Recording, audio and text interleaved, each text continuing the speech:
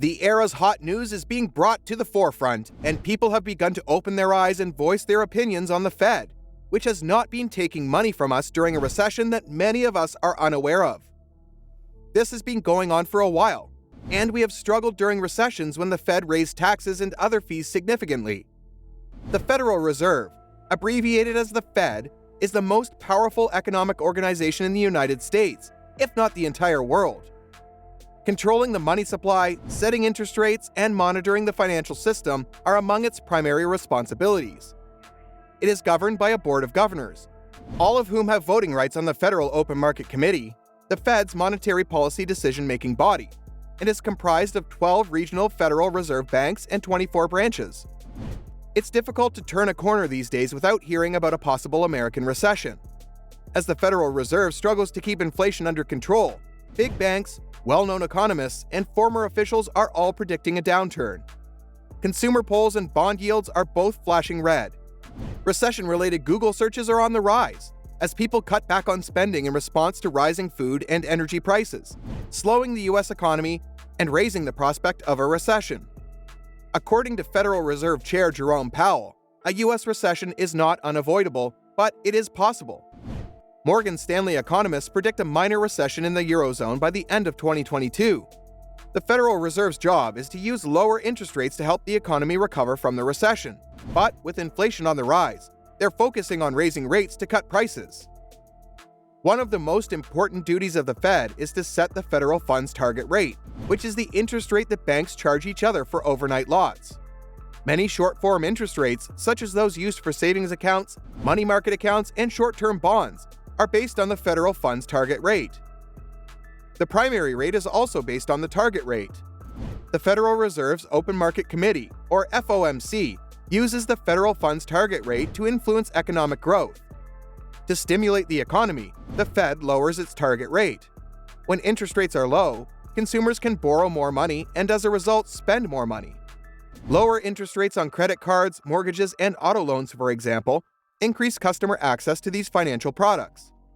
When interest rates are cut, the dollar frequently loses value in relation to other currencies. Because a weaker currency makes some foreign goods more expensive, consumers will prefer to buy American-made goods. Increased demand for goods and services frequently leads to increases in employment and earnings. The FOMC effectively followed this path in an effort to stimulate the economy shortly after the 2008 financial crisis. It is now clear that the Fed will take her money during a recession to cover necessary expenses. Although it has been happening for some time, no one has yet spoken out against it, and the next one will most likely confirm what analysts predict will become more likely by the end of next year. A year's recession may be brief, but it may also last a long time. The next thing to be concerned about is how quickly consumer prices increased. The Federal Reserve will raise its target rate, making borrowing more expensive. As a result of the more difficult and expensive lending market, consumers and businesses are less willing to borrow, slowing economic growth and limiting inflation. Consider a family looking for a $300,000 30-year fixed-rate mortgage. The total lifetime cost of the mortgage would be nearly $485,000 at a 3.5% interest rate, with nearly $185,000 going toward interest costs. A typical monthly payment would be $1,340.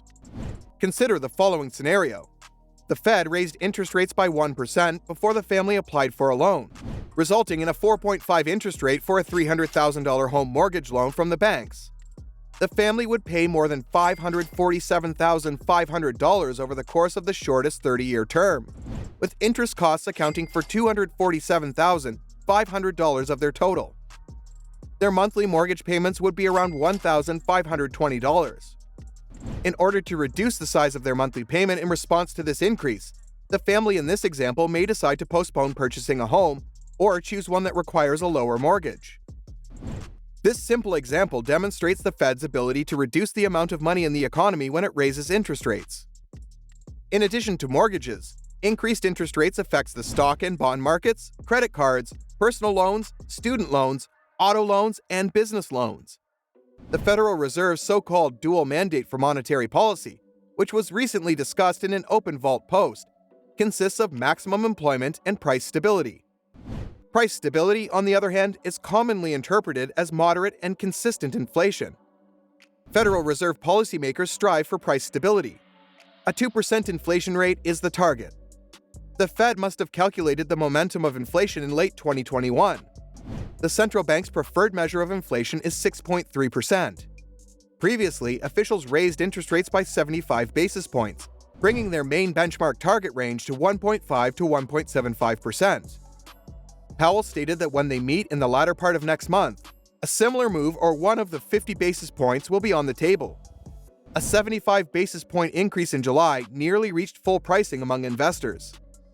According to all Fed officials' June estimates, inflation will gradually return to around 2% by 2024.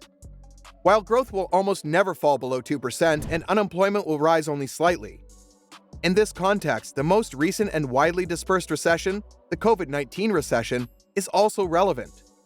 There was a severe recession around 2019 that is still going on today on a global scale. As a result, even for that, we are now making a donation, and the tax rate has significantly increased. Everyone was suffering during the crisis, but we were forced to pay a certain amount of tax on everything we bought, which was deducted from our regular salaries. This was yet another instance of the Fed robbing the public throughout the recession. Similarly, before a decade, the same situation existed, stating that the Fed's involvement in both the Great Depression, which occurred in the late 1930s, and the Great Recession, which occurred in the early 1990s, was a severe downfall that the world faced. The Federal Reserve began a series of actions in August 2007 to try to contain the financial system crisis and prevent it from spreading to the rest of the economy.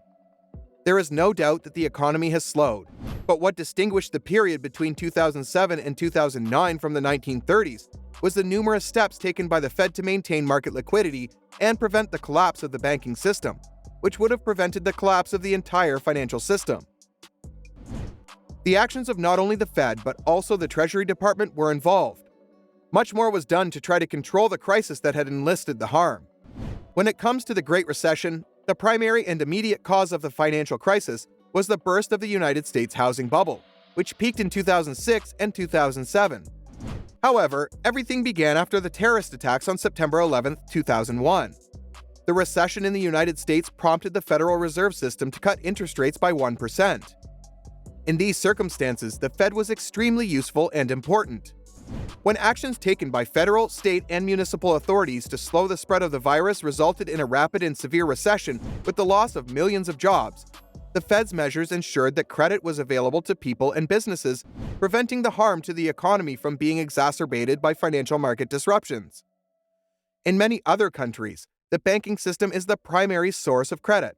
Because there is a significant conduit for lending in the United States, the Fed made an effort to keep the capital market running smoothly.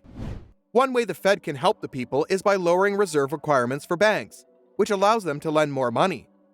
Another way the Fed can help the people is by expanding the money supply. 2, on the other hand, the Fed can reduce the amount of money in circulation by raising bank reserve requirements. 3, by increasing or decreasing the discount rate that banks pay on short-term Fed loans, they can significantly influence short-term interest rates. What are your thoughts on the recession? And how do you feel about the Federal Reserve taking up all of the money during a recession? We'd like to hear your thoughts.